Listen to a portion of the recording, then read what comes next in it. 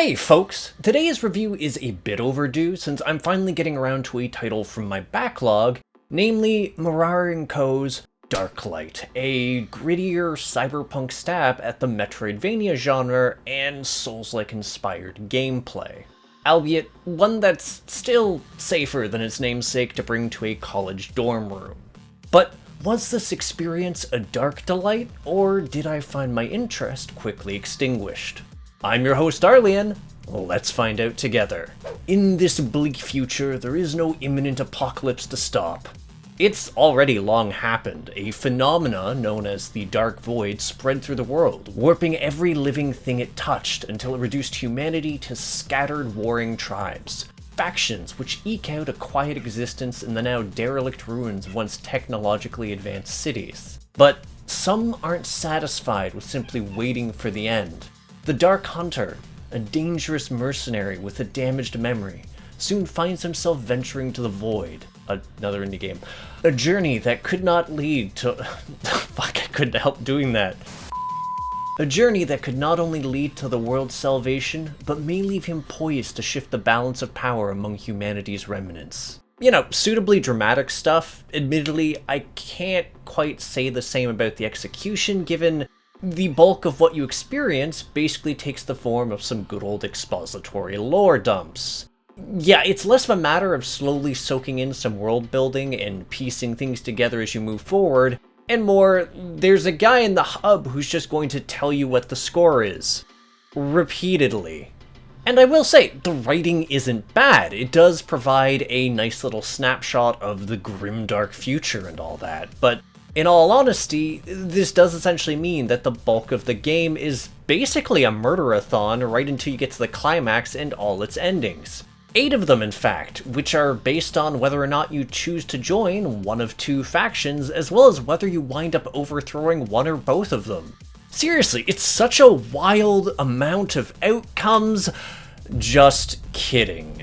Those different endings, yeah, they just boil down to a different title slapped onto you at the end. They really don't do anything meaningful for the narrative. So, yeah, that's that. Moving on, well, there's a bit of an error I need to address, one that I kickstarted this review with, because as much as the Steam page might call Darklight a Metroidvania, I couldn't help but disagree, if only because it lacked a number of central elements. For instance, while it does provide a decently large world to explore, if you're a fan of gradually unlocking new abilities in order to better traverse a map and unearth prior secrets or to find new and clever ways to advance, well, there's an air dash to unlock and that's about it on that front. But, okay, that's definitely a little weird, but surely that can't be my only quibble. And to that I have to say, you're right. Because as far as progressing forward goes, the actual experience feels fairly linear. Yes, there's side paths to explore so you engage with the occasional side quest, and some of these can be fairly fun to engage with. But if you set your mind to it, you can blitz through the game fairly quickly if you make a beeline to the main bosses. Which is sort of nice, because in hindsight, I definitely hit a point where the exploration lost much in the way of meaning. Early on, again, it's sort of nice, given it provides some weapons, materials to improve them with, and a few other odds and ends.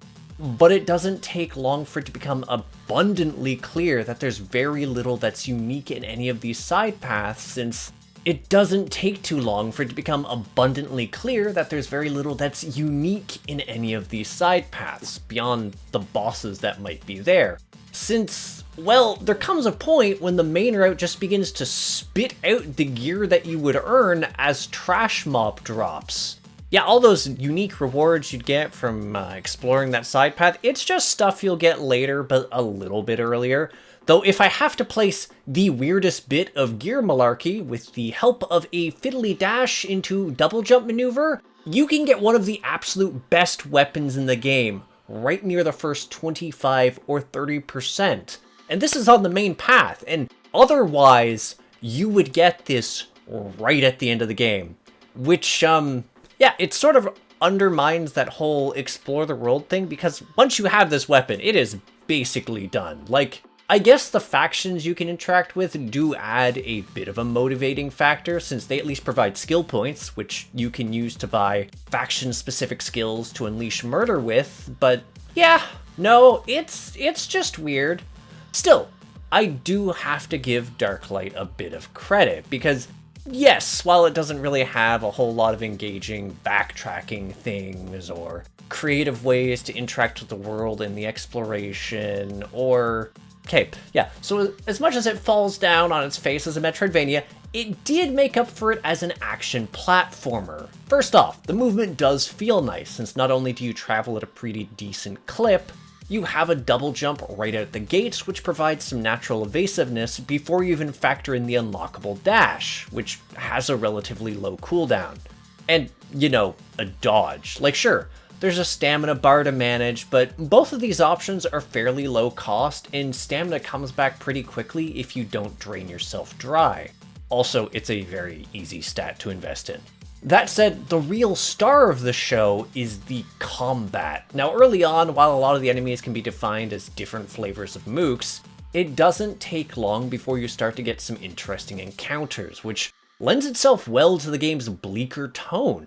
Like enemies which skitter up the walls in the background to pursue you, burrow out of the ground to greet you, and even some that are invisible until you get closer to them with your Darklight. Quite frankly, it was largely these moments where I found myself fondest of the fodder. Comparatively, the bosses are definitely a step up, some of which have some solid movesets to learn over the course of their encounters, and which all tend to feel quite different from their peers. With a very special shout out to the 4 optional faction bosses for being the absolute best encounters, bar nothing, unless you count the final boss.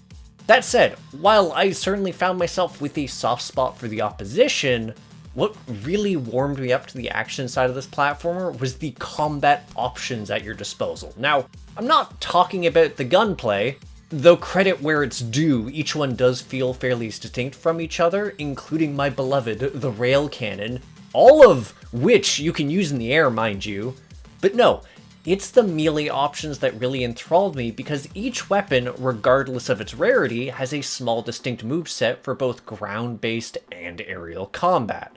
While they aren't overly elaborate, they're complete enough that each weapon feels very different from their peers, and everything past the basic weapon also has a special attack contained in its kit, which further emphasizes their unique identities, like the scythe having a silly spin, the dual blades having a very nice gap closer, and this pretty little greatsword.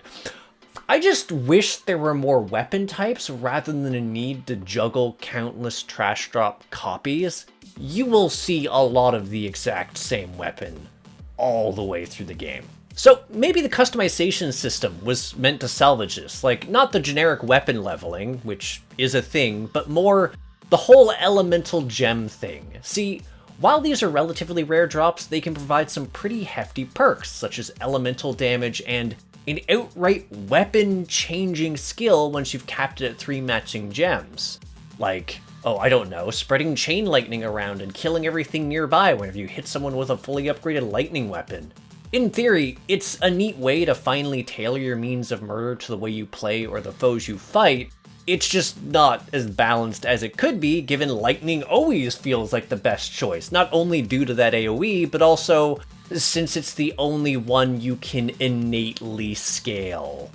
Not that the stupid antics are limited there, by the way, because there's also a decent assortment of consumable gadgets to find and collect. Sure, they might not scale as handily as their peers, but early on they are stellar, to the point that I was able to cheese an earlier optional boss with turrets alone.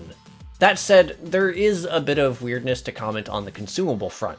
Namely, the fact that early on, you lack an Estus Flask analog, instead wholly reliant on randomly dropped potions. Until you either do a certain optional quest, or have the presence of mind to snag the one lodged on the main path under a stream of dragonfire. Or like, both. I suggest both. But yeah, these consumables, they aren't actually that rare if you grind for a bit and don't commit to deep dives when you're in over your head, but it's definitely something you need to be cautious about early on, especially if you are just beelining full steam ahead. Well, sort of. Anyways, since the game is actually pretty forgiving about its death penalty too. Like, don't get me wrong, you do drop all the shards currently on you if you die and then have to go through the whole rigmarole of going back to fetch them. It's just... You also have the option to bank them at any checkpoint you come across, as well as at NPCs scattered throughout the map. Essentially, it's incredibly easy to avert the risks normally associated with having to save up these huge bulks of experience on you for leveling later on or upgrading gear. Because yes, shards are money and experience. But yes, it just does so much to mitigate that sense of tension and loss you normally have to deal with. Really, the biggest death-related inconvenience is the immediate loss of a mechanic we haven't talked about yet. Skill shrines, which are actually sort of weird to describe. Basically, as you're exploring Darklight's world, you'll occasionally encounter a shrine associated with one of the game's two factions, or just a neutral one. What makes this notable is that they grant you access to one of 3 randomly chosen skills from their respective pools, which can range from passives like extra health, to crafting drops, or most useful of all, active skills. See, the reason this is nice isn't just a matter of, oh hey, I can suddenly shoot lightning, rather it gives you the means of demoing the 2 faction ability, since you're locked into your choice for that playthrough. Seriously, the only downside to it is that you lose shrine skills when you die or log out, but by the time you get to the factions, you should have a pretty good idea about how most of the skills work and which one you're going to choose. Which is why, despite the Storm Knights being a colossal bag of dicks, I still sidled up to them. The absolutely peerless ability to chain stun even bosses is a hard one to pass up, and pretty accessible in the skill tree. As long as you do your faction quests and clear out bosses in your path, the game will happily throw points to flesh out your tree and progress further. Admittedly, it is a bit of a hit and miss thing because things with percent scaling frequently provide very minimal gains versus their peers. Oh, but as silly as all of this is, it actually gets better once you veer over to the game's leveling system, because remember that whole lopsidedness thing I mentioned earlier? Well, while I might normally have to figure out if I want to master reflexes to up gun damage, or strength to bolster melee, or maybe energy to spam more spells, an alternative occurred to me. See, there's 2 other main stats which aren't explained very well, being Blood and Faith, which essentially exist as multipliers for the faction skill sets. There's just one small thing. While I never encountered a Blood gem, there's definitely a Lightning gem you can slot into all your gear, and every point in Faith exists as a damage multiplier to any lightning damage you deal. So while it took a little bit for that boost to kick in, once it did, everything became sort of stupid. Just game balance things, no biggie. And speaking of balance, health and stamina are treated sort of weirdly here too, because while the cost of the rest of your stats scale based on the general number of times you've leveled, those 2 remain independent, instead being gated by items that can be grinded at specific points in the game. In fact, I had to backtrack to earlier areas of the game just to grind certain materials. Other than that, their only notable property is that they both cap out fairly early, I suppose just to prevent you from becoming basically impossible to kill. Not that there aren't ways to get around your limits, because have I mentioned cybernetics yet? No? Well, if you wanted even more reasons to grind, and more reasons I hold all those trash weapon drops in contempt, the game has randomized modular upgrades for you to gain, divided between several rarity levels, and loaded with a variety of options, like innate regeneration, health leech on hit, preventing enemy healing, or just heaps of bonus stats or extra damage, including both fixed and percentage lightning damage, which yes, the Faith stat does in fact boost. Quite frankly, they can make a large enough difference that they played a central role in why I chose to farm bosses, because Not only do they just respawn, they also tend to drop a fair amount of gear pertinent to their level range, which can go a long way to giving cybernetics that feel relevant to your build. Which also helps if you intend on looping around to New Game Plus, because of course there's one! In this case, it takes the form of Nightmare Mode, which provides tougher enemies who hit a lot harder, and which can even drop a new rarity tier of cybernetics. It's just, I really didn't feel much of a reason to engage with it. Like, sure, it did mean that I could dive in and see the other half of the faction quests and further expand access to my skills, and do so fairly quickly too, since I started out with the dash skill and it even provides more avenues to flesh out your talents.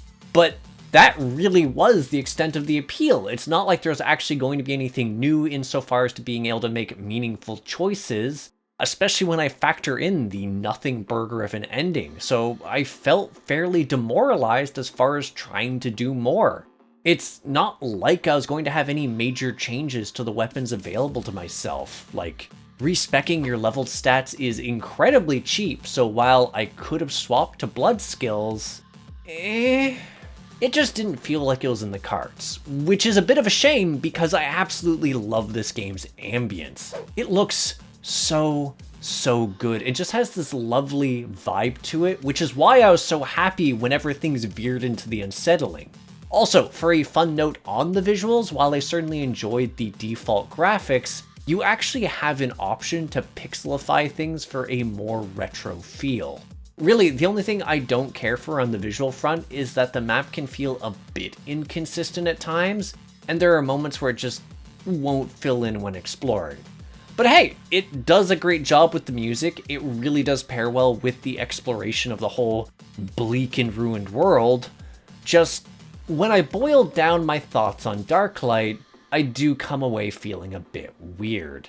If I go strictly by merit of its self-declared status as a Metroidvania, it trips over its own feet. That is an undeniable fact to me.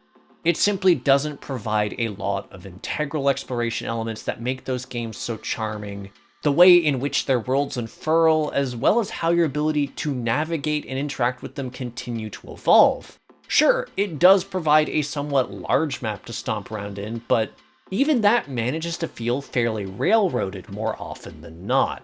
So, at the end of the day, it just completely misses the assignment.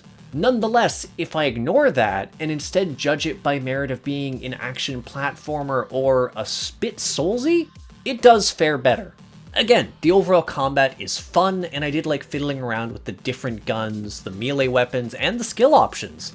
Though I'll admit that interacting with leveling skills in that skill tree does feel a bit lackluster, given a lot of the games were extremely minor with only a few skills getting really notable changes.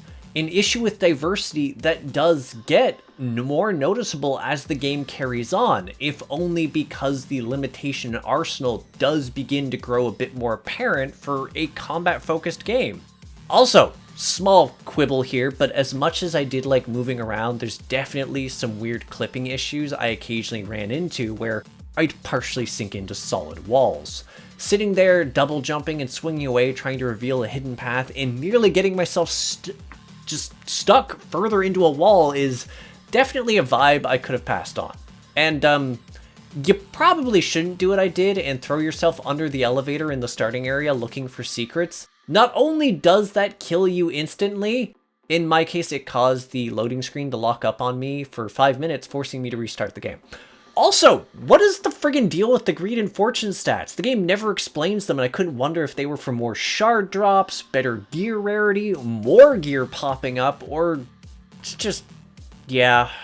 Frankly, I'd say that the biggest saving grace in the experience is the simple fact that in a playthrough where I explored everywhere and fought absolutely every boss that I could, the game only took 11 hours, which helped it to avoid overstaying its welcome despite the relatively limited range.